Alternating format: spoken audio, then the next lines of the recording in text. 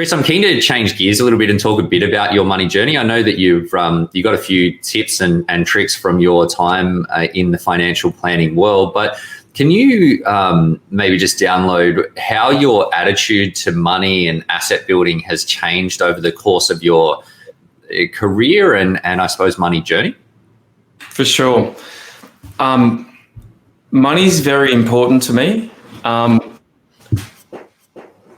And I know that I won't get a lot of fans by saying that.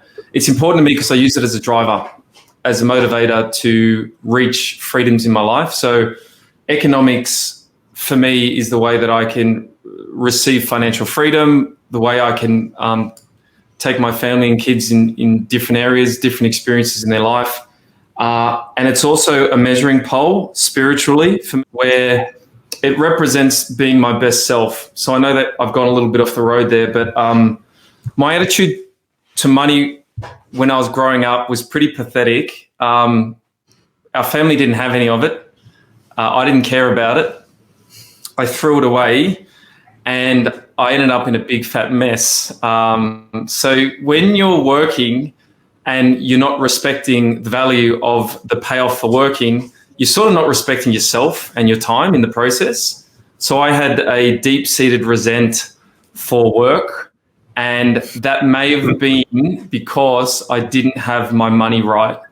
So when things really started to shift for me is when I made a conscious and determined commitment to be financially free, right? So not have the burdens of worrying about money, not have the burdens of not being able to buy things I wanted to buy or experience things I want to experience.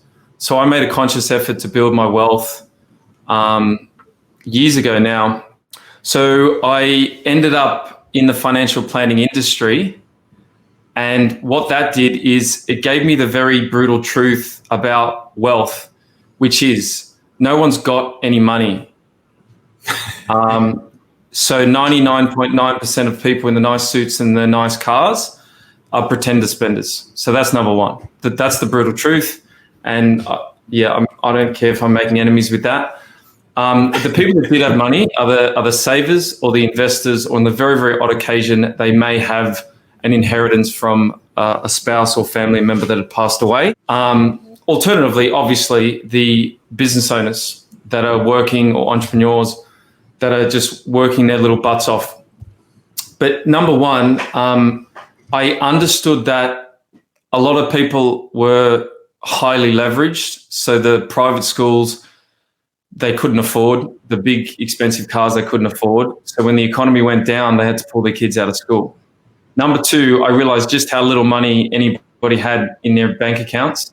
And then number three, there was proof that they weren't getting the right advice. Okay, so whoever had communicated to them in the past, they had not got the right advice, because there's no way I personally would leverage myself up that much that if the economy, I would lose homes and kids' schooling and all sorts of stuff.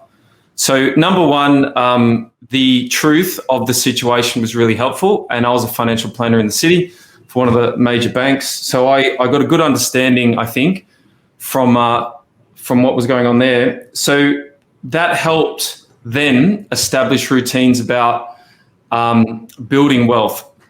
So one of the things is for me, it was to save a certain percentage of the income.